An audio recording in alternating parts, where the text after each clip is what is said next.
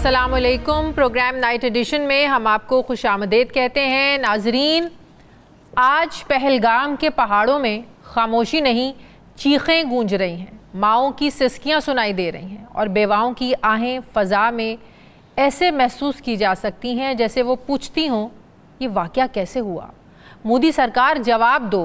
लेकिन कटहरे में खड़ी मोदी सरकार इन सवालात के जवाब देने की बजाय इस साजिश को पाकिस्तान के सर डालकर बरी ज़िम्मा होने की एक नाकाम कोशिश कर रही है।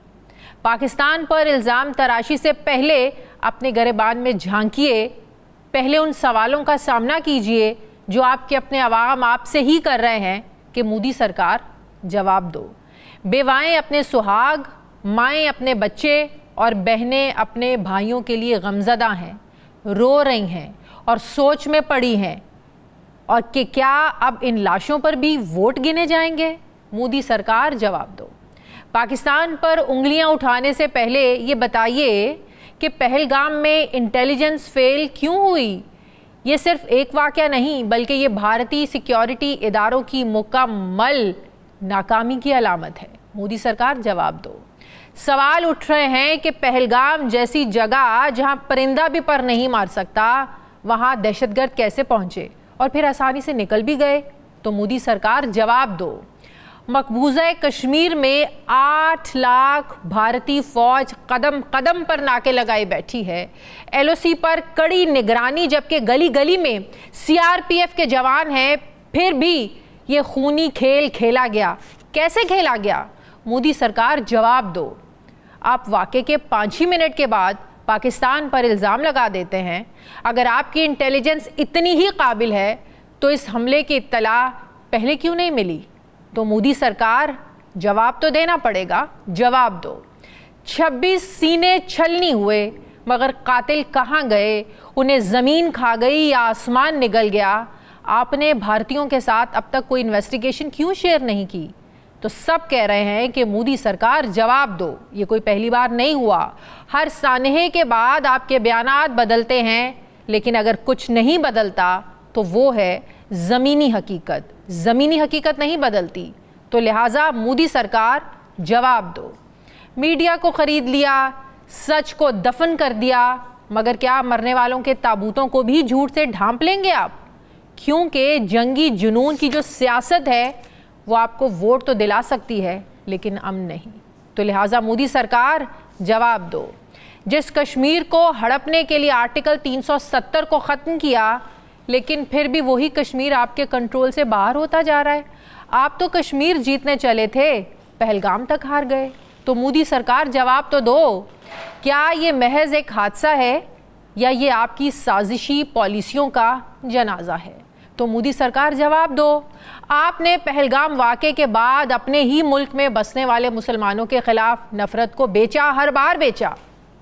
मकबूजा कश्मीर में कश्मीरियों पर जुल्म किए और आज तक कर रहे हैं। उनके घर बारूद से उड़ा दिए, मगर ऐसे सच को कब तक छुपाया जा सकता है? मोदी सरकार जवाब दो। अक़वाम मुत्तहिदा हो या अमरीका, वो तनाज़े को बातचीत से हल करने पर ज़ोर दे रहे हैं और दुनिया देख रही है कि आपकी हुकूमत सिर्फ जंगी जुनून और नफ़रत की सियासत क्यों कर रही है। मोदी सरकार जवाब दो। आप तो उस पाकिस्तान को सबक सिखाने की बात करते हैं जो हर बार भारत की जहरियत का दुगना जवाब देता आया है, हिसाब चुकता करता आया है। क्या बेहतर नहीं कि पाकिस्तान के मुतालिबे पर वाक़े की शफाफ इंक्वायरी ही करा ली जाए? मोदी सरकार जवाब दो। जंग का नारा लगाकर कौम को बहलाया तो जा सकता है, लेकिन हक़ाइक़ से फ़रार मुमकिन नहीं। 2 एटमी ममालिक में जंग का मतलब है मुकम्मल तबाही। क्या ये बात आप जानते हैं मोदी सरकार? तो जवाब दीजिए, जवाब दो। पाकिस्तान पर इल्ज़ाम लगाकर सियासत चमकाने से सच नहीं बदलेगा, नहीं बदल सकता। जब आपका मीडिया सवाल ना करे तो जनाजे सवाल करते हैं कि मोदी सरकार जवाब दो। सवाल उठ रहे हैं कि पहलगाम में गोली किसी दहशतगर्द ने चलाई या आपकी आवाम में गिरती हुई मकबूलियत के लालच ने। जिनके घर उजड़ गए वो सियासत नहीं चाहते, वो सच जानना चाहते हैं। लिहाजा मोदी सरकार जवाब दो। یہ سوالات صرف پاکستان نہیں، صرف متاثرہ خاندان نہیں، بلکہ آپ کی عوام اور آپ کے اپنے فوجی افسران بھی اٹھا رہے ہیں، جن کو آپ ان کے عہدوں سے ہٹا رہے ہیں۔ یہ وقت جنگی نعروں کا یا ندامت کا؟ تو مودی سرکار جواب دو، جواب دینا پڑے گا، پوری دنیا پوچھ رہی ہے۔ اسی پر میں بات کروں گی ناظرین۔ مجھے جوائن کر رہے ہیں وزیر اعظم کے مشیر برائے سیاسی امور رانا ثناء اللہ صاحب۔ السلام علیکم، بہت بہت شکریہ رانا صاحب، آپ نے وقت دیا۔ رانا صاحب، اس میں کوئی شک نہیں ہے، پاکستان تیار ہے، ہر سچویشن کے لیے تیار ہے۔ انڈین میڈیا بڑھ کے مار رہا ہے، انڈین سرکار بڑھ کے مار رہی ہے کہ 140 کروڑ عوام صرف ہمارے ساتھ نہیں ہے، بلکہ ہمارے ساتھ تو پوری دنیا کھڑی ہے۔ آپ کو کہاں نظر آتا ہے کہ پوری دنیا انڈیا کے ساتھ کھڑی ہے؟ نہیں، دیکھیں، دنیا تو اس وقت کم از کم پہلگام کا جو واقعہ ہے اور اس کو جس طرح سے انڈیا نے، مودی گورنمنٹ نے استعمال کرنے کی کوشش کی ہے اور جو بیانیہ بنانے کی کوشش کی ہے، اس میں تو وہ بری طرح سے ناکام ہوئے اور دنیا قطعاً ان کے ساتھ اس معاملے میں نہیں کھڑی۔ دنیا جو ہے وہ دہشت گردی کے خلاف کھڑی ہے۔ دنیا دہشت گردی کے ہر واقعات کی مذمت کرنے میں جو ہے وہ کھڑی ہے، اور اس واقعے کی ہم نے بھی، پاکستان نے بھی جو ہے پرزور الفاظ میں مذمت کی ہے۔ لیکن اس واقعے کو آگے جو ہے وہ جس طرح سے انڈیا جو ہے وہ استعمال کرنا چاہتا ہے یا اس سے جو بینیفٹس اٹھانا چاہتا ہے، اس راستے میں دنیا جو ہے وہ انڈیا کے راستے میں حائل ہے، بجائے اس کے کہ وہ ساتھ کھڑی ہو۔ انڈیا کا مقصد یہ ہے کہ وہ جو واٹر ایکارڈ ہے، جس کو وہ کئی سالوں سے کبھی ہیلوں بہانوں سے جو ہے وہ اس کو ادھر ادھر کرنے کی کوشش کر رہا ہے، اسے سسپینڈ اس نے ہیلڈ اینڈ اوبیس کیا ہے اور اسے ختم کرنا چاہتا ہے۔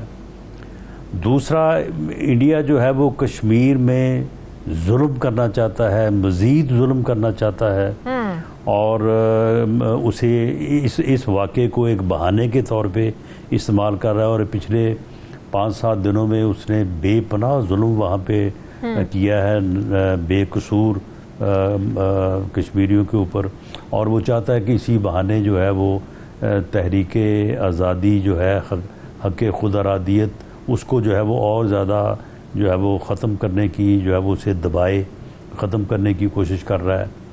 اور تیسرا وہ یہ ہے کہ اسے پاکستان کی جو اکانومی ہے وہ بہتر ہوتی نظر نہیں اسے جو ہے وہ برداشت نہیں ہو رہی۔ وہ اب دیکھ رہا ہے کہ پاکستان جو پچھلے 3-4-5 سال سے ایک اکانومی کے معاشی کرائسس میں جو ہے وہ دھنستا جا رہا تھا اور جو ہے وہ اس کی طرف دھکیلا جا رہا تھا، ڈیفالٹ کی طرف، وہ اب جو ہے وہ اس سے نکل رہا ہے، اس کی اکانومی جو ہے وہ بہتر ہو رہی ہے، اور اس کے لیے انڈیا جو ہے وہ ہر یعنی ہتھ کنڈے کو استعمال کرنے کو جو ہے وہ تیار ہے، بلکہ کر رہا ہے۔ IMF تک وہ اپروچ کر رہا ہے کہ IMF جو ہے وہ پاکستان کا پروگرام جو ہے وہ اس کو ختم کرے۔ تو یہ وہ چیزیں ہیں کہ 2008 کے ممبئی حملے، اسی کے بعد تو FATF کا شوشہ چھوڑا گیا تھا، آپ کو بھی یاد ہوگا۔ جی تو انڈیا جو ہے اگر چلیں یہ جو فالس فلیگ اس آپریشن سے متعلق جو ایویڈنس سامنے ہے، جو ہماری انالیسز ہے، اس کو اگر آپ ایک طرف بھی رکھ دیں تو اس واقعے کو انڈیا جو ہے وہ کم از کم ان 3 اطراف میں پاکستان کے خلاف جو ہے وہ استعمال کرنے کی کوشش کر رہا ہے، لیکن دنیا اس میں اس کے ساتھ نہیں ہے۔ دنیا جو ہے وہ پاکستان کے اس بیانیے کے ساتھ ہے کہ ہم اس واقعے کی مذمت کرتے ہیں اور اس واقعے کی بے لاگ انکوائری، انویسٹیگیشن کے لیے جو ہے ہر طرح کا تعاون کرنے کو تیار ہے۔ تو امریکی وزیر خارجہ نے بھی تو بات کی، مارکو روبیو نے پرائم منسٹر سے بات کی، ادھر انڈین وزیر خارجہ جے شنکر سے بات کی، اور انہوں نے بھی تو کہا ہے کہ امریکہ اس بات میں زیادہ انٹرسٹڈ ہے نا رانا صاحب کہ پاکستان اور انڈیا مل کر اس مسئلے کا حل نکالیں۔ جنگ اس مسئلے کا حل نہیں ہے، یہ خطے کے امن کے لیے ٹھیک نہیں ہے، تو انڈیا اور پاکستان مل کر کیسے حل نکالیں اس سچویشن میں، کیسے سچویشن کو ڈیفیوز کریں؟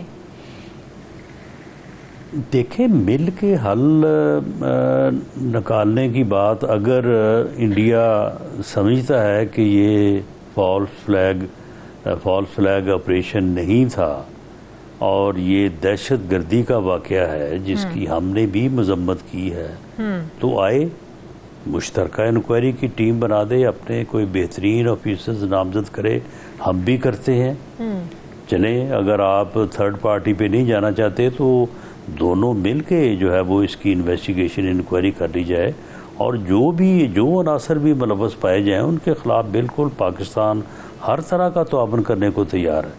پاکستان قطعاً کسی بھی دہشت گردی کی تنظیم کو، کسی دہشت گردی کی کسی فارم کو نہ ایکسیپٹ کرتا ہے، نہ اس کی حمایت کرتا ہے۔ ہم تو خود وکٹم ہیں، ہم کیسے سپورٹ کر سکتے ہیں؟ لیکن خواجہ آصف صاحب کی وہ ایک سٹیٹمنٹ جو انہوں نے انٹرنیشنل میڈیا کو انٹرویو دیا، وہ بھارت بھرا اٹھا رہا ہے کہ خواجہ صاحب نے تو ایڈمٹ کر لیا کہ ہاں ہم سپورٹ کرتے رہے ہیں، ہم دہشت گرد تنظیموں کو امریکہ کے کہنے پہ، مغربی ویسٹ کے کہنے پر سپورٹ کرتے رہے۔ یہ خواجہ صاحب کی بات کو بڑا اچھالا ہے انڈین میڈیا نے۔ نہیں، میرا خیال ہے خواجہ صاحب نے اس طرح بات نہیں کی کہ دہشت گردی یا دہشت گردوں کو سپورٹ کرتے رہے۔ وہ ایک بات جو ہے سامنے کہ مجاہدین کو جو ہے وہ پوری دنیا اس وقت سپورٹ کر رہی تھی، اور پوری دنیا اور سارے جو اتحاد تھے وہ بھی سپورٹ کر رہے تھے اس وقت کے مخصوص حالات میں۔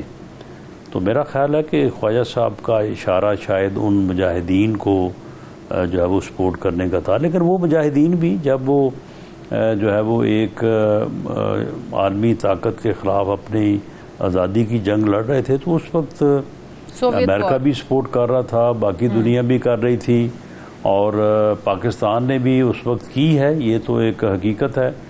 لیکن جیسے ہی وہ انہوں نے دہشت گردی کا روپ دھارا تو پاکستان تو اس دن سے ان کے خلاف ہے۔ پاکستان کسی فریڈم کی موومنٹ کو، فریڈم فائٹرز کو تو سپورٹ کر سکتا ہے، لیکن کسی دہشت گرد تنظیم کو قطعاً سپورٹ نہیں کر سکتا، اور نہ ہی ہم نے جو ہے وہ جب سے ان مجاہدین نے یا ان میں سے کچھ لوگوں نے دہشت گردی کے واقعات کی طرف اپنا رخ کیا تو پاکستان اس دن سے مخالف ہے ان کا۔ بالکل۔ رانا صاحب، کیا اب بھی جنگ کا خطرہ ہے؟ دیکھیں، جنگ کا خطرہ تو شاید پہلے بھی نہیں تھا، کیونکہ دو ایٹمی قوتوں کے درمیان جنگ جو ہے وہ تو پھر دونوں کی تباہی پہ بھی اس کا نتیجہ ہو سکتا ہے۔ دو ایٹمی قوتوں کے درمیان جو ہے وہ فتح اور شکست والی بات جو ہے نا، وہ تو آپ کے علم میں ہی ہے کہ یہ ایک ایسی طاقت ہے یا ایک ایسی جو ہے وہ آپشن ہے کہ جس میں صرف تباہی ہے۔ خدا نہ خواستہ یہ استعمال ہو تو راکھ کے ڈھیر بن جائیں گے شہر، اور جو ہے وہ ایک بڑی تباہی ہوگی جس کو پوری دنیا افورڈ نہیں کر سکتی۔ دونوں فریقین تو کیا کریں گے؟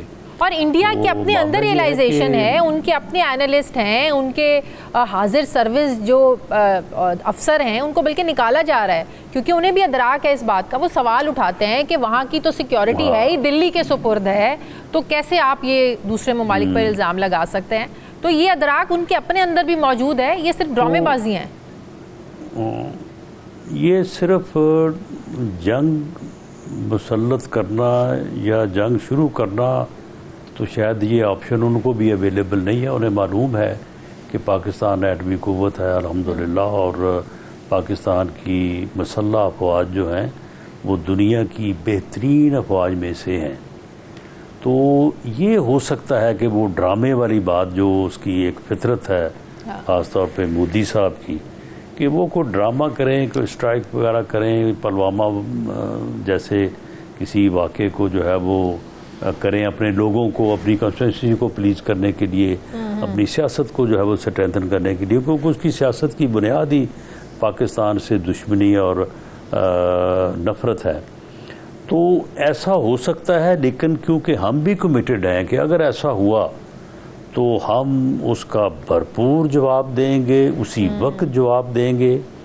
تو پھر جب یہ اس وقت تو ہم نے ایک پازیٹیو جیسچر بھی دیا تھا نا رانا صاحب، آپ کو یاد ہوگا، چائے پلا کر ابھینندن کو واپس بھیجا تھا، دنیا نے بھی اس کو اپریشیٹ کیا تھا. اگر اس بار اگر ایسا ہوتا ہے تو آپ بھی ایسا پازیٹیو جیسچر، یا اس دفعہ تو بالکل سخت ہیں ہم لوگ بار بار نہیں؟ اس مرتبہ آرمی چیف نے، وزیر اعظم نے دو ٹوک انداز میں پوری دنیا پہ یہ واضح کر دیا ہے کہ ہم قطعاً کوئی ایکشن جو ہے وہ انیشیٹ نہیں کریں گے، ہم قطعاً کوئی پہل نہیں کریں گے. لیکن اگر ہمارے خلاف کوئی اسٹرائک ہوا، کوئی ایکشن ہوا، تو ہم اس کا جو ہے اس سے بڑھ کے جو ہے جواب دیں گے، اور ضرور دیں گے، اور فوراً دیں گے.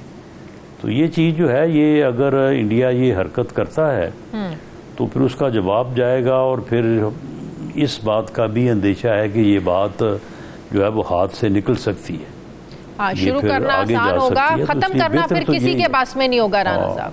ہاں، بہتر تو یہی ہے کہ انڈیا جو ہے وہ اس طرف نہ جائے.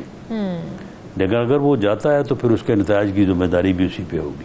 آپ کو لگتا ہے کہ اس وقت ایک آل پارٹیز کانفرنس کو بلانا، تمام جماعتوں کو اکٹھا کرنا، یکجا کرنا اس وقت ضروری ہے؟ تمام جماعتوں کو اعتماد میں لینا اس ساری سچویشن میں؟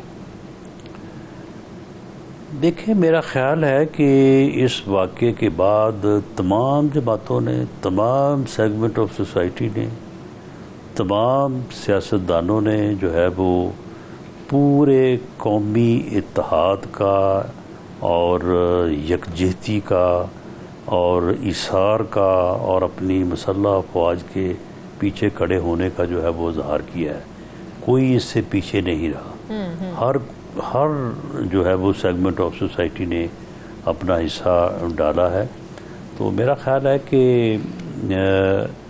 اس میں جو ہے وہ اگر کوئی صورتحال مزید آگے کوئی رخ اختیار کرتی ہے تو پھر ضرور جو ہے وہ آل پارٹیز کانفرنس جو ہے وہ ہونی چاہیے. اور پی ٹی آئی کو بلائیں گے آپ؟ اجلاس بھی ہونا چاہیے.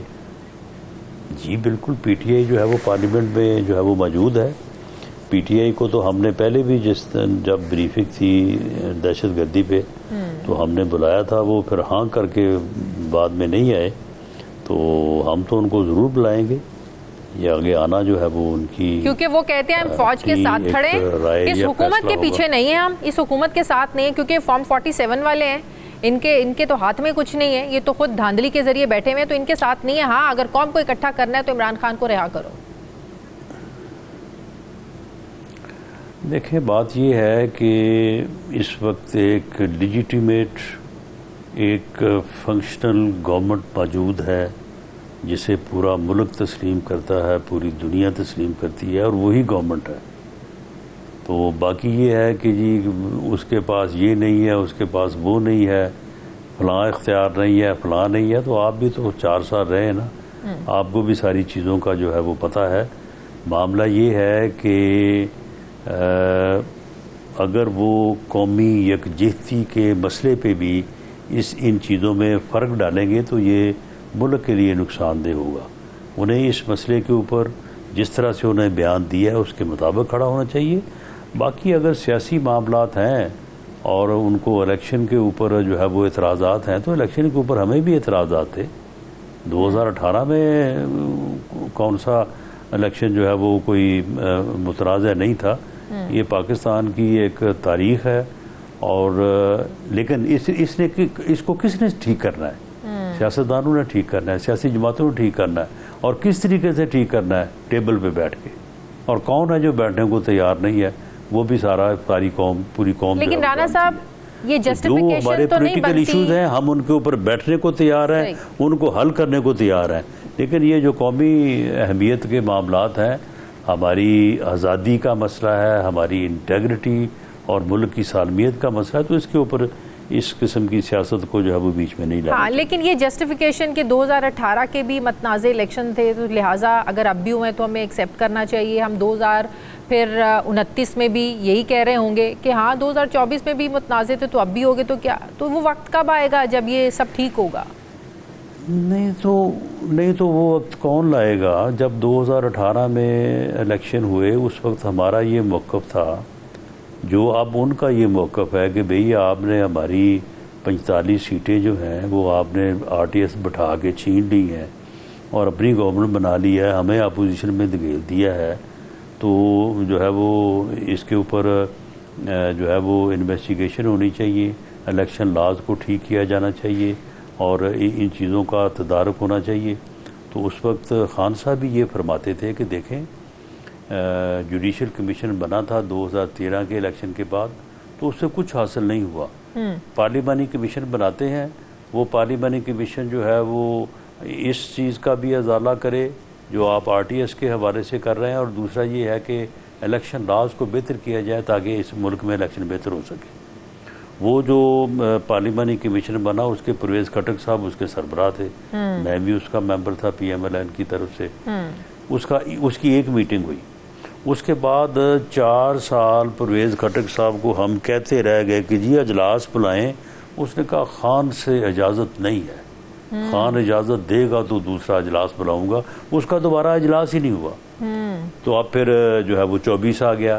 اب 24 کے بعد ہم اس وقت بھی کہتے تھے کہ آئیں بیٹھیں، ان ایشوز کو ریزالو کریں، ان کو جو ہے وہ بہتر کریں، اس وقت بھی وہ بیٹھنے کو تیار نہیں تھے۔ آج ہم پھر کہہ رہے ہیں کہ آئیں بیٹھیں، مذاکراتی کمیٹی بنائی، پرائم منسٹر نو نہیں بیٹھے، prime minister on the floor of the house ان کو آفر کیا کہ آئیں بیٹھیں مذاکرات کریں۔ 2 میٹنگ کی، دوسری میٹنگ میں کہا کہ نو تھرڈ میٹنگ، یہ کریں، اٹھ کے چلے گئے۔ وہ جوڈیشل کمیشن بنانے کا کہہ رہے تھے نا، اسی طرح سے نہیں، وہ جوڈیشل کمیشن الیکشن سے متعلق تو خیر وہ ابھی بات ہی نہیں شروع ہوئی تھی۔ ہم نے کہا تھا کہ کمیٹیز کو مذاکرات کرتے رہنا چاہیے اور تمام ایشوز کے اوپر جو ہے وہ ہمیں جو ہے بات کرنی چاہیے۔ انہوں نے کہا کہ جی نہیں، جوڈیشل کمیشن بنائیں اور جوڈیشل کمیشن کا سربراہ فلاں جج کو بنائیں، اور اس کے بعد جو ہے وہ فلاں کے گلے میں جو ہے نا وہ رسا ڈال کے اور اسے ہمارے ہاتھ میں پکڑائیں، تو پھر ہم آگے چلیں گے، ورنہ نہیں چلیں گے۔ تو اس قسم کی تو انہوں نے 2 میٹنگز کی، تیسری میٹنگ کے لیے انہوں نے کہا کہ ہمیں اجازت ہی نہیں ہے میٹنگ کرنے کی۔ صحیح، رانا صاحب میرے ساتھ رہیں، مجھے بریک لینی ہے، ناظرین واپس آتے ہیں ایک چھوٹے سے وقفے کے بعد۔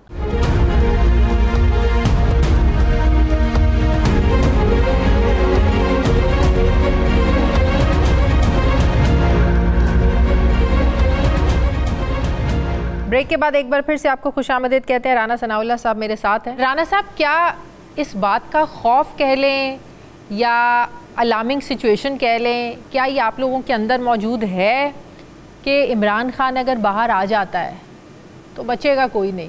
یہ خواجہ سعد رفیق صاحب نے بھی 2-3 دن پہلے ٹویٹ کی، بادشاہت کی اس پر، تو یہ خوف کیوں ہے کہ خان باہر آئے گا اور ہم اندر جائیں گے؟ حالانکہ وہ بشرا بی بی باقاعدہ یہ پیغام دے چکی ہیں کہ عمران خان بدلے کی سیاست پر یقین نہیں رکھتا، ریونج کی سیاست نہیں کرنا چاہتا عمران خان یہ، لیکن اس کے باوجود ہم دیکھتے ہیں کہ کہیں نہ کہیں یہ خوف لگتا ہے نون لیگ میں۔ دیکھیں وہ تو خیر یعنی کسی کا اگر آپ نے مستقبل جج کرنا ہے تو اس کے ماضی سے ہی دیکھیں نا کہ ایک آدمی جو کرتا رہا ہے آگے بھی اس سے ویسا ہی کرنے کی توقع کی جاتی ہے، نہ کرے تو یہ خیر ہو بھی سکتا ہے، ایسا کہا نہیں جا سکتا۔ لوگوں کو اس بارے میں جو ہے وہ سمجھ اور سوچ جو ہے وہ اس کے بدل جانے کے امکانات ہوتے ہیں، لیکن دیکھیں معاملہ یہ ہے، ہمارا مطالبہ یہ ہے کہ عمران خان صاحب سیاست کریں، وہ ایک سیاسی جماعت کے سربراہ ہیں، وہ ایک سیاسی جماعت کو لے کے آگے چلیں اور سیاسی جماعتوں کے ساتھ مذاکرات کریں، سیاست دانوں کے ساتھ مذاکرات کریں، سیاسی ایشوز کا حل جو ہے وہ ایک ایسی ٹیبل جس کے گرد پولیٹیکل پارٹیز بیٹھی ہوں وہ بیٹھ کے نکالیں، لیکن وہ تو بات ہی کرنے کو تیار نہیں ہے، سیاست ہی کرنے کو تیار نہیں ہے۔ وہ کہتے ہیں جی میں نے بات کرنی ہے تو اسٹیبلشمنٹ سے کرنی ہے، اور کہتے ہیں کہ جی گورنمنٹ سے یا کولیشن گورنمنٹ جو پارٹیز ہیں ان سے ہم نے بات اس لیے نہیں کرنی، ان کے پاس کوئی اختیار نہیں ہے، گالیاں سارا دن ہمیں دیتے ہیں کہ کہ جی آپ نے یہ کر دیا، ملاقات نہیں ہونے دی، آپ نے مقدمہ بنا دیا، آپ نے سزا کروا دی. تو معاملہ یہ ہے کہ انہیں اپنے اس سارے عمل میں کوئی یکسانیت لانی چاہیے. پولیٹیکل ایشوز کے اوپر پولیٹیکل پارٹی سے بیٹھنا چاہیے، اور اگر اسٹیبلشمنٹ کے ساتھ انہوں نے 9 مئی کیا ہے اور اس کے اوپر اب ان کے کوئی احساسات، کوئی خیالات بدلے ہیں، تو اس کے اوپر جو ہے وہ ان سے بات کر لیں. لیکن مسئلہ یہ اسٹیبلشمنٹ شاید کہیں سے ادھر سے گرین سگنل نہیں ہے، بات شاید تو ادھر بھی شروع ہوئی لیکن کوئی نتیجہ ادھر نکل نہیں رہا. دیکھیں میں آپ کو یاد دلاؤں کہ D G I S P R نے غالباً 8 مئی پچھلے سال جو ہے وہ جب سال مکمل ہوا تھا 9 مئی کو، تو انہوں نے ایک پریس کانفرنس کی تھی. سیاستدان تو چلو پریس کانفرنس میں تھوڑی بہت بات جو ہے وہ خود سے بھی کر دیتے ہیں یا کوئی آگے پیچھے کر دیتے ہیں، لیکن ہاؤ اٹ از پاسبل کہ D G I S P R جو ہے وہ جو پریس کانفرنس کرے، تو وہ تو ایک باقاعدہ یعنی ایک ڈسپلنڈ اور وہ ایک یعنی سوچی سمجھی ہر لفظ جو ہے. تو انہوں نے ایک بات کی تھی، ہم نے تو نوٹ کی ہے، تو پی ٹی آئی والوں نے کیوں نہ نوٹ کی ہو. انہوں نے کہا کہ 9 مئی کے اوپر جو ہے وہ اگر بات کرنی ہے تو پہلے جو ہے وہ اس کے اوپر معافی مانگی جائے، کیونکہ انہیں بھی اس بات کا بڑا گلہ ہے کہ بھئی ایک آپ نے ہمارے انسٹالیشنز کے اوپر حملہ کیا، ہمارے شہداء کی یادگاروں پہ جوتے برسائے، ہمارے گھروں کو آگ لگائی، اور بعد میں کہا یہ تو فالس فلیگ آپریشن ہے، یہ تو آپ نے خود ہی کیا ہے. تو معاملہ یہ ہے کہ اگر اس طرف بات کرنی ہے تو کریں، اور ان کو تو کوئی اعتراض نہیں ہے. D G I S P R on record ہے ایک سے زیادہ مرتبہ کہ اگر سیاسی ایشوز پہ بات کرنی ہے تو وہ ہمارا مینڈیٹ نہیں ہے، پولیٹیکل پارٹیز آپس میں کریں، ہمیں خوشی ہوگی، ہمیں کوئی اعتراض نہیں ہے. صحیح. تو یہ ڈیل کی آفر کہاں سے گئی تھی عمران خان کو؟ وہ تو ببانگ دوحہ اعلان یہ بات کرتے ہیں کہ کئی بار، ایک بار نہیں کئی بار عمران خان کو ڈیل کی گئی، آپ بنی گالا چلے جائیں 2 سال کے لیے خاموش ہو جائیں، آپ زمان پارک چلے جائیں، آپ خاموش ہو جائیں 2 سال کے لیے، اس کو چلنے دے بعد میں دیکھیں گے، آپ نے کوئی شور شرابہ نہیں کرنا، سڑکوں کی سیاست نہیں کرنی. یہ کس نے کی ہے ڈیل؟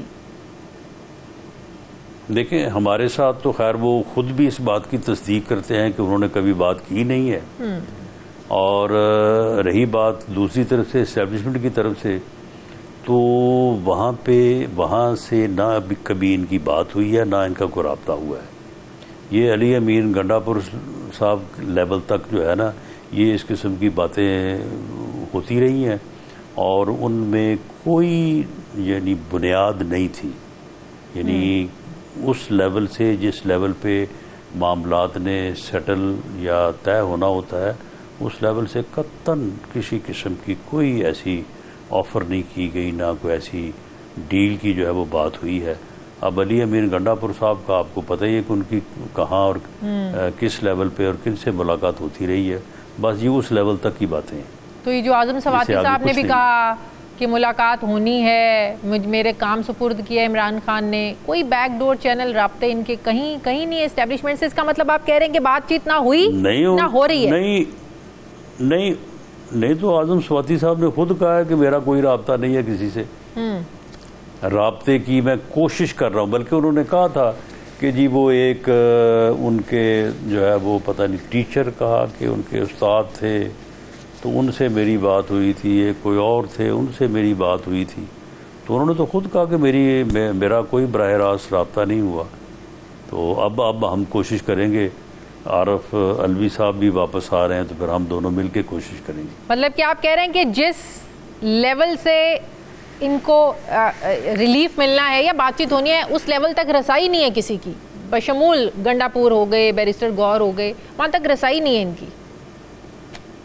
نہیں بالکل، ان کی ایک خاص لیول تک، ایک خاص بندے تک ان کی رسائی ہے. وہیں پہ جو ہے وہ کچھ جھوٹ بول کے کچھ جھوٹ سن کے یہ واپس آ جاتے ہیں اور اسی کہانیاں بناتے رہتے ہیں، جو ہے وہ اس کے علاوہ اور کچھ بھی نہیں ہے.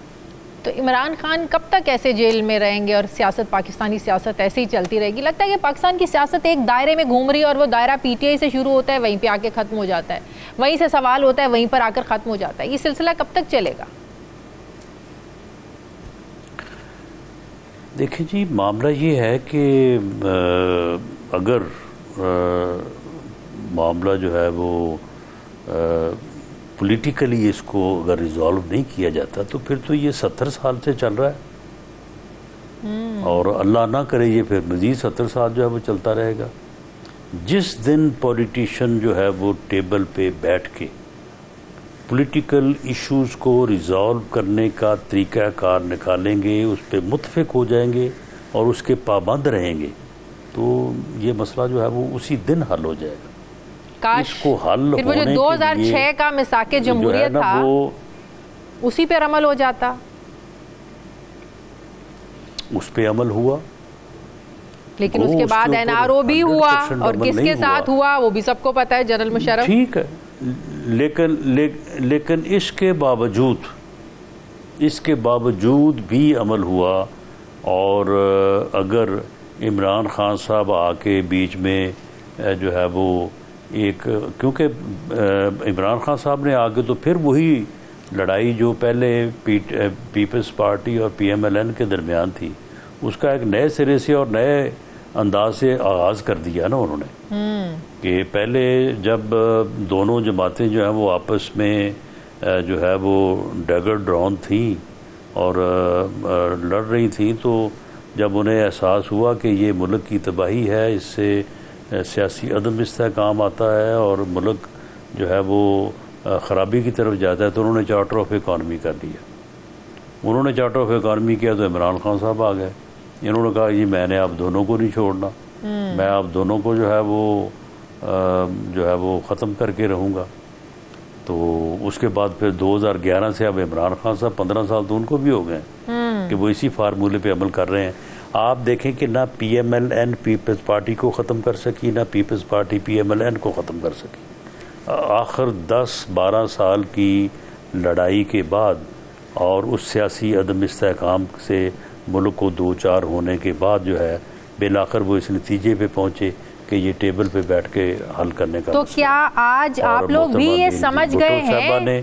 اور میاں نواز شریف صاحب نے جو ہے وہ پھر بیٹھ کے حل کیا، اس کے بعد پھر عمران خان صاحب آ گئے۔ نہیں، ہم تو سمجھے ہوئے ہیں، پیپلز پارٹی سمجھی ہوئی ہے، PMLN سمجھی ہوئی ہے، JUI سمجھی ہوئی ہے، بھلا کیا ایون MQM بھی سمجھی ہوئی ہے، بھلا کیا کہ پولیٹیکل ایشوز کو سیاسی جماعتیں، پولیٹیکل لیڈرشپ جو ہے بیٹھ کے ٹیبل کے اوپر جو ہے وہ نہیں۔ میرا سوال اور تھا رانا صاحب، میرا سوال یہ تھا کہ نہیں، میرا سوال یہ تھا کہ جس طرح نہ نون لیگ پیپلز پارٹی کو ختم کر سکی، نہ پیپلز پارٹی نون لیگ کو ختم کر سکی، تو میرا سوال یہ ہے کہ کیا اب آپ لوگ بھی یہ سمجھ چکے ہیں کہ PTI کو بھی ختم نہیں کیا جا سکتا؟ نہیں تو ہم تو PTI کے ساتھ بیٹھنے کو کیوں تیار ہیں؟ اسی لیے تیار ہیں نا۔ ہم نے تو PTI کے ساتھ 26ویں ترمیم کے اوپر بھی مذاکرات کیے، اور 26 ترمیم کے اوپر جو ڈرافٹ PTI نے JUIF کے ساتھ مل کے فائنل کیا، ہم نے تو اسی کے ساتھ ایگری کر لیا، لیکن وہ دوڑ گئے پھر، انہوں نے کہا کہ نہیں جی ہمیں اجازت نہیں ہے آپ کے ساتھ بیٹھنے کی۔ یہ آپ کو پتہ ہے کہ یہ جو آئینی بینچ کا آئیڈیا ہے یہ کس کا تھا؟ یہ PTI کا تھا۔ ہم تو آئینی عدالت کانسٹیٹیوشنل کورٹ بنانا چاہتے تھے۔ ہم تو اب بھی پرائم منسٹر نے جب ان کو آن the floor of the house کہا کہ آئیں جی بیٹھیں، ہم ہر ایشو کے اوپر آپ سے مذاکرات کرنے کو تیار ہیں، تو کیا وہ مذاکرات ہم نے ان کو ختم کرنے کے لیے کرنے تھے؟ آگے سے انہوں نے جو جواب دیا وہ آپ کے سامنے، یہ کہتے ہیں یہ آپ کون ہوتے ہیں، آپ کے ساتھ ہم کیوں بات کریں؟ صحیح۔ مولانا صاحب کہاں سٹینڈ کرتے ہیں؟ کبھی کہا جاتا ہے وہ گرینڈ اپوزیشن الائنس اگر بن گیا تو حکومت کے لیے بڑا ٹف ہوگا۔ آپ کو بھی پتہ ہے کہ مولانا جس جگہ اپنا وزن ڈالے وہ جگہ بھاری ہو ہی جاتی ہے، تو مولانا صاحب اس وقت کہاں ہے؟ ادھر بھی مولانا صاحب کے شریف خاندان ہوں، زرداری صاحب ہوں، بڑے اچھے تعلقات ادھر بھی ہیں، ملاقاتیں ادھر بھی چلتی ہیں، ناراضگیاں آپ کے ساتھ بھی ہیں مولانا کی۔ مولانا صاحب کی کیا اسٹریٹجی ہے؟ وہ کہاں سٹینڈ کر رہے ہیں آپ؟ دیکھیں، مولانا ایک اپنا موقف ہے ان کا، 2018 کے الیکشن کے بارے میں بھی ان کا ایک اپنا نقطہ نظر تھا، اس کے لیے انہوں نے اس وقت بھی انہوں نے جدوجہد کی، اس کے بعد پھر PDM میں ہم ان کے ساتھ آ گئے۔ اب بھی ان کا ایک اپنا نقطہ نظر ہے، اس کے مطابق وہ اپنا ایک جو ہے وہ ذہن پروگرام رکھتے ہیں، لیکن یہ ہے کہ وہ جدوجہد جو ہے وہ آئین اور قانون کے مطابق اور ان دی بیسٹ انٹرسٹ آف جمہوریت کرنے والے آدمی ہیں۔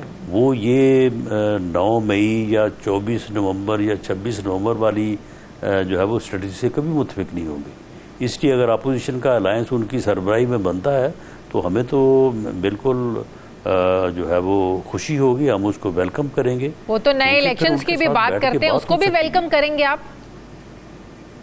تو ٹھیک ہے، آئیں بیٹھیں بات کریں، ویلکم ہمارا بھی تو ایک موقف ہے نا۔ یعنی الیکشن سے متعلق اگر ایک موقف پی ٹی آئی کا ہے، مولانا فضل الرحمان صاحب کا ہے، تو ہمارا بھی ایک موقف ہے۔ آئیں بیٹھیں، ٹیبل پہ بیٹھ کے جو ہے وہ اس کے اوپر آرگومنٹس ہو سکتے ہیں۔ بالکل صحیح۔ یہ سی سی آئی کا جو اجلاس بلایا، بڑی تنقید ہوئی حکومت پر، یہ جو انڈیا اور پاکستان کے درمیان ٹینس سچویشن بنی ہوئی ہے، اس سے مجبور ہو کر بلایا گیا کہ مزید پاکستان پیپلز پارٹی کو ناراض نہ کریں، اب یہ منصوبہ ختم سمجھے؟ نہیں، منصوبہ ختم ان معنوں میں تو نہیں ہے کہ یہ پہلے بھی یہ موقف تھا کہ یہ کنسنسس کے ساتھ بنے گا، اور اب اس دن فیصلہ بھی یہی ہوا ہے، اور ویسے پریکٹیکل صورتحال بھی یہی ہے کہ صوبوں کے درمیان اس قسم کے جو پروجیکٹس ہیں وہ کنسنسس سے ہی بننے چاہیے، کنسنسس سے ہی بن سکتے ہیں، یک طرفہ طور پہ بن ہی نہیں سکتے۔ بالکل۔ تو لیکن یہ ہے کہ اس معاملے کو غلط پولیٹیسائز کیا گیا، اور اس کو جس طرح کی صورتحال سے دو چار کر دیا گیا تھا، تو پھر اس کو ڈیفیوز کرنے کے لیے جو ہے وہ سی سی آئی کی میٹنگ اور وہاں سے جو اعلانیہ جاری ہوا اس کی ضرورت تھی، تو وہ اس کے اوپر جو ہے وہ پھر کام ہوا۔ ٹھیک ہے، بہت بہت شکریہ مسلم لیگ نون کے سینئر رہنما، وزیر اعظم کے مشیر برائے سیاسی امور رانا ثناء اللہ صاحب میرے ساتھ تھے۔ سر بہت بہت شکریہ، آپ نے وقت دیا۔ مجھے بریک لینی ہے ناظرین، واپس آتے ہیں وقفے کے بعد۔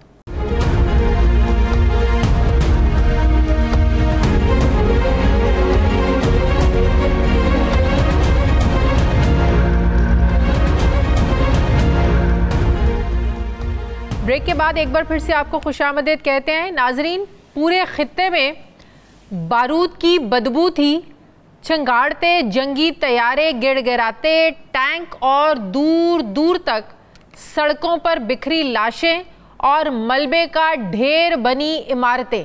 نہ کچھ کھانے کے لیے تھا، نہ بجلی، نہ پینے کا پانی۔ لگ بھگ 15 لاکھ زخمی بھی لاشوں کے طرح سڑکوں پر پڑے اپنی موت کا انتظار کر رہے تھے، بلکہ زیادہ زخمیوں کی تکلیف کو مرہم پٹی سے دور کرنے کی بجائے گولی مار دی جاتی۔ جی ہاں، یہ 86 سال پہلے دوسری جنگ عظیم کا چھوٹا سا منظرنامہ ہے، جب نہ ہی آج جیسے ہتھیاروں کی جدید ٹیکنالوجی تھی، نہ ہی ایسے تباہ کن ایٹم بم تھے، لیکن آج مودی سرکار پر جنگی جنون سوار ہے۔ لیکن مودی صاحب، کیا آپ یہ جانتے بھی ہیں کہ جنگ ہوتی کیا ہے؟ پولینڈ میں خوراک کی اتنی قلت ہو گئی تھی کہ انسان اپنے والد، اپنے بچے اور اپنی بیوی کا گوشت ابال کر کھانے پر مجبور ہو گیا تھا۔ یہ ہوتی ہے جنگ اور اس کی تباہ کاریاں اور اس کی مجبوریاں کہ انسان کچھ بھی کرنے پر مجبور ہو جاتا ہے۔ جنگ کا جنون اگر مودی سرکار پر سوار ہے تو کوئی ان سے کہے کہ آپ افغانیوں سے تو پوچھیں، افغانستان سے پوچھو، ویتنام سے پوچھو، افریقہ سے پوچھو۔ ایٹمی جنگ کا جنون سوار ہے تو پہلے جاپانیوں سے ہیروشیما اور ناگاساکی کی خونی تباہی کا تو پوچھو، کیونکہ لگتا ہے کہ مودی سرکار نے جنگ کا صرف نام ہی سنا ہے، اصلی جنگ دیکھی نہیں۔ ہاں، ہماری بھارت کے ساتھ جنگیں ہوئیں، محدود تھیں، جو زیادہ تر بارڈروں پر فوجوں کے درمیان رہیں، لیکن آج ہتھیار وہ نہیں رہے، بلکہ وار ہیڈ لے جانے والے ڈرون دونوں ممالک کے پاس موجود ہیں۔ دونوں ممالک ایٹمی طاقت رکھتے ہیں۔ ایسے میں بھارت کے جنگی جنون اور پاکستان پر بے بنیاد الزامات پر نہ صرف بھارت کی اپوزیشن جماعت کانگریس مودی سرکار سے جواب مانگ رہی ہے، بلکہ عالمی میڈیا بھی مسلسل اس پر آوازیں اٹھا رہا ہے۔ برطانوی نشریاتی ادارے BBC نے پہلگام حملے میں بھارت کی سیکیورٹی کی ناکامی پر سوال اٹھائے اور کہا یہ واقعہ سیکیورٹی اور انٹیلیجنس کی ناکامی ہے۔ اسی طرح امریکی اخبار نیو یارک ٹائمز اور بلومبرگ نے بھی رپورٹ کیا کہ بھارت ابھی تک پاکستان کے خلاف پہلگام واقعے کے ثبوت دینے میں ناکام ہے۔ مودی سرکار نے پاکستان کے خلاف زہر اگلنے کے لیے مختلف ممالک سے رابطہ کیا، بہت پروپیگنڈا کیا، پہلگام حملے پر بریفنگ دی، مگر بھارت 100 غیر ملکی مشنز کے سفارتکاروں کو کوئی ایسا ثبوت نہیں دے سکا جو یہ ثابت کرتا ہو کہ اس حملے میں پاکستان ملوث ہے۔ پاکستان بھارت کو پہلگام حملے کی نیوٹرل غیر جانبدارانہ تحقیقات کی پیشکش کر چکا ہے۔ وزیر دفاع خواجہ آصف نے تو یہاں تک کہہ دیا ہے کہ یا تو 2-3 ملک مل کر تحقیقات کر لیں یا پھر اقوام متحدہ کا کمیشن بنا دیں، مگر لگتا ایسے ہے کہ بھارت کو شفاف انکوائری نہیں، اس کی ضرورت نہیں ہے، بلکہ صرف ایک ویلن کی ضرورت ہے۔ سوال یہ ہے کہ بھارت اس حملے کی تحقیقات سے بھاگ کیوں رہا ہے؟ کیا پہلگام واقعہ بھی ماضی کی طرح پلوامہ جیسا ہے جس کا الزام نریندر مودی نے پاکستان پر لگا کر ووٹ تو سمیٹے لیکن ثبوت آج تک نہیں دے سکا؟ پھر بعد میں بھارتی دفاعی تجزیہ کاروں نے خود پلوامہ واقعے کو مودی سرکار کا فالس فلیگ آپریشن قرار دیا۔ دوسری طرف امریکی نائب صدر JD وینس جو پہلگام حملے کے وقت بھارت میں موجود تھے، انہوں نے کہا کہ بھارت پہلگام واقعے پر اس انداز سے رد عمل دے کہ علاقائی تنازع پیدا نہ ہو۔ یعنی امریکی نائب صدر کے بیان سے تو یوں لگتا ہے جیسے وہ کہہ رہے ہیں کہ بھارت پاکستان پر حملہ ضرور کرے مگر ٹارگیٹڈ ہو۔ تو سوال یہ ہے کہ جب بھارت کے پاس پاکستان کے خلاف کوئی ثبوت ہی نہیں تو ایسے میں بھارت کی طرف سے کوئی ایڈونچر کرنا کیا یہ بیوقوفی نہیں ہوگی؟ اسی پر میں بات کروں گی شاہد ملک صاحب جو بھارت میں 2 بار ہائی کمشنر کی خدمات جو ہیں وہ سر انجام دے چکے ہیں، ایک لمبے عرصے تک انہوں نے اپنی سروسز دی ہیں، مجھے جوائن کر رہے ہیں پروگرام میں۔ السلام علیکم، بہت بہت شکریہ شاہد ملک صاحب آپ کا۔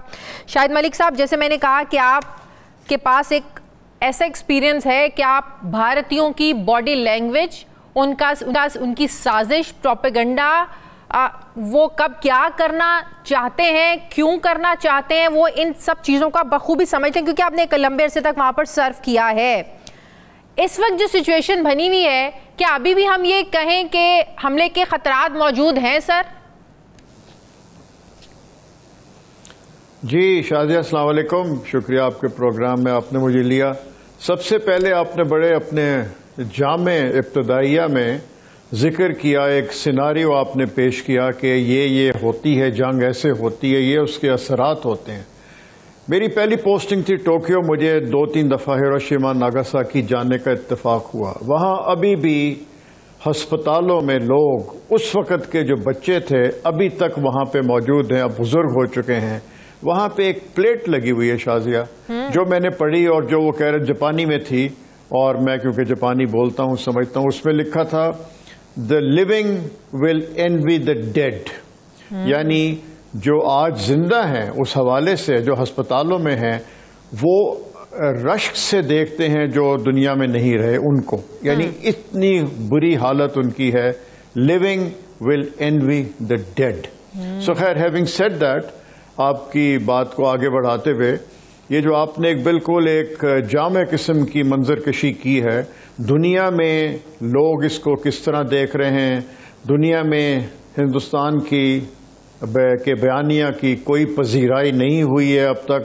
ہم نے جو آفر کی ہے وہ ایک کسی سے آپ پوچھ لیں، کسی ملک سے پوچھ لیں، ان کے دوستوں سے پوچھ لیں، ہندوستان کے دوست ہیں آج کل بہت ملکوں میں، دوسرے ممالک میں، وہ بھی ان سے کہتے ہیں کہ آپ ہندوستان اور پاکستان دونوں مل کے آپس میں افہام و تفہیم سے اس مسئلے کو حل کریں کہ اس کے ریپرکشن جو ہیں، 2 ایٹمی قوتیں ہیں، ان کی بہت بڑی اس کی ایک پرائس پے کرنی پڑ جائے گی، نہ صرف دونوں ملکوں کو بلکہ پوری دنیا کو۔ میں یہ سمجھنا چاہتی ہوں جب انڈیا یہ جانتا ہے کہ دونوں ممالک ایٹمی پاور ہیں تو پھر اس پروپیگنڈے کا، اس سازش کا مقصد کیا ہے؟ وہ جو ایک دنیا سے بھی جس طرح کا رسپانس چاہ رہا تھا شاید دنیا سے بھی ویسا رسپانس نہیں ملا، باوجود اس کے آپ نے سنا ہوگا امت شاہ کو یہ کہتے ہوئے کہ صرف 140 کروڑ عوام ہمارے ساتھ نہیں ہے بلکہ پوری دنیا ہمارے ساتھ ہے۔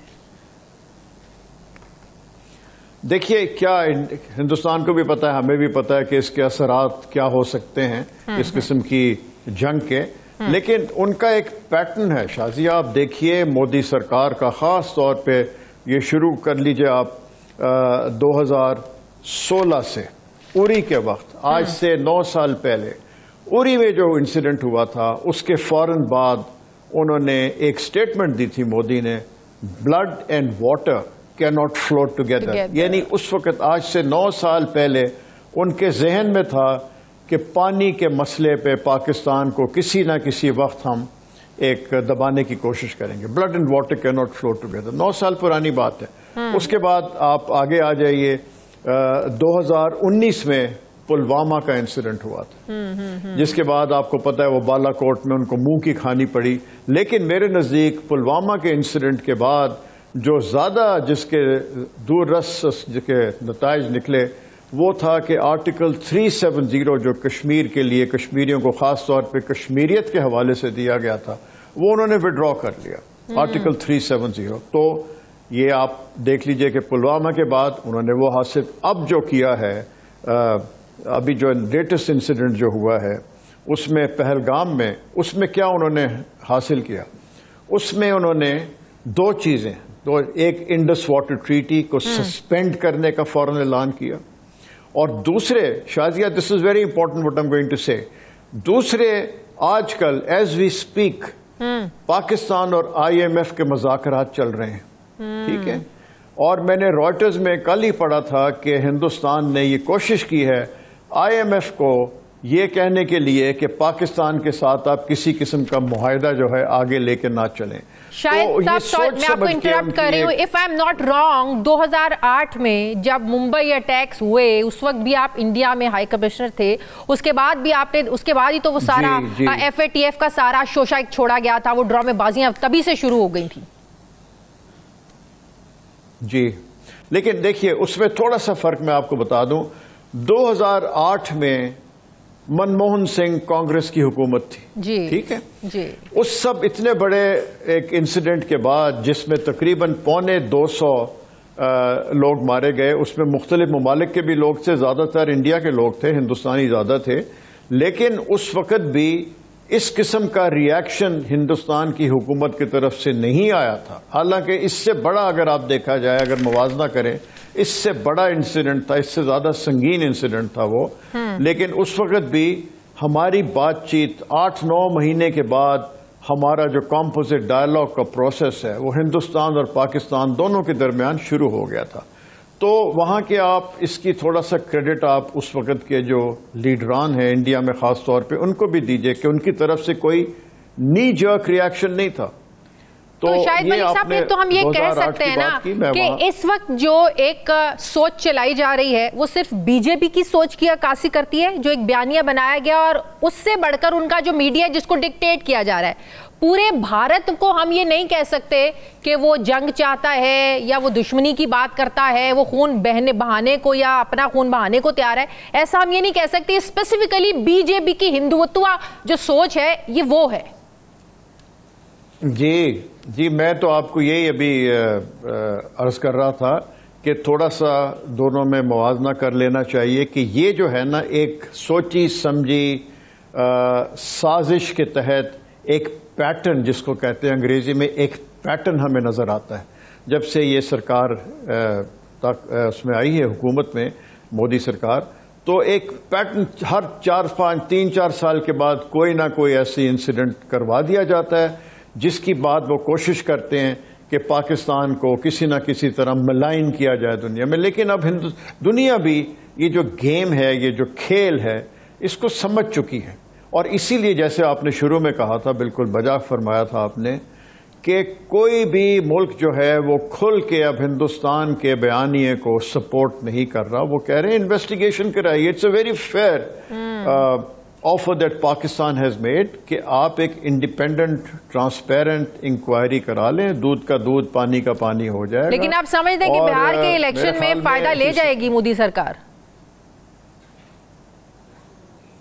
جی دیکھیے یہ تو پھر وہ الیکشن جو ہوتے ہیں وہاں پہ کچھ نہ کچھ، لیکن ایک چیز میں آپ کو کہتا چلوں، آپ بھی ضرور فالو کرتی ہیں، میں بھی فالو کر رہا ہوں، ہندوستان کی پالیٹکس کو کافی فالو کرتا ہوں، وہاں پہ ود ان انڈیا وہاں پہ بڑی آوازیں اٹھ رہی ہیں اپنی پریزنٹ گورنمنٹ کے خلاف، وہ وہاں کے لوگ ہیں، وہاں کے سول سوسائٹی کے لوگ ہیں اور ہیں۔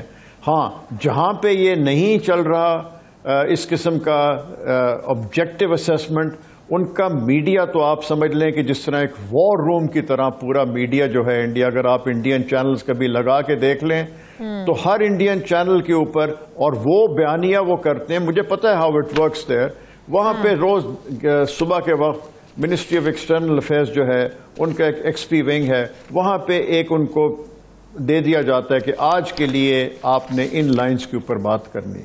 بالکل تو یعنی ہمارے ہاں ہمارے یہاں آبجیکٹیوٹی بھی ہوتی ہے، ہمارے یہاں آبجیکٹو قسم کی چینلز بھی ہیں جو اپنی ایک رائے پیش کرتے ہیں، جو ضروری نہیں ہے کہ اگر حکومت کی، آج کل تو حکومت، یہ بھی بڑی اچھی بات ہے کہ every political party across the board, entire spectrum of Pakistani society, اگر آپ پارلیمنٹ کو دیکھ لیں، کسی عسکری قیادت کو دیکھ لیں، حکومت کو دیکھ لیں، we are on the same page.